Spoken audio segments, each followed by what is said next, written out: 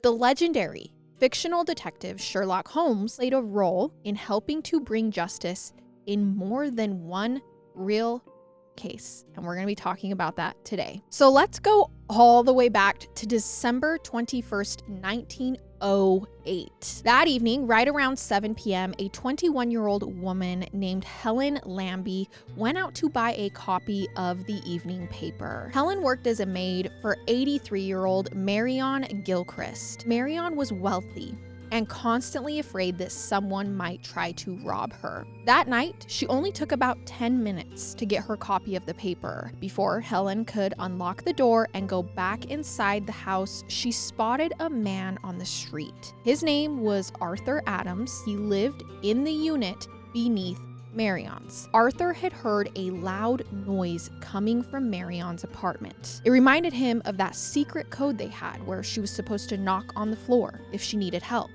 But since he couldn't get through the private door or into the hallway, he'd run outside to look for help. It was just sheer luck that he ran into Helen at that moment. So Helen unlocked both of the doors and let Arthur into the apartment. And at first they didn't see anything suspicious, but they decided to search the entire apartment to see if they could find Marion. Helen walked into the kitchen just in time to see a man coming out of one of the bedrooms. Helen didn't know if any other man was supposed to be there at this time. She also didn't recognize the guy, who was acting weirdly casual as he just strolled through the house. He went right past Helen, right past Arthur, without saying a word. Then the moment he got to the top of the staircase, he breaks out into a run. Okay. He sprints the rest of the way out to the street. So Arthur is doesn't even know what's happened in the room. He begins to chase him because now there's a guy running from the house, but he lost track of the man as soon as he got outside. And since he couldn't find the intruder, Arthur ran to the police station instead. Now the whole situation was very weird and Helen was terrified. So she runs into the same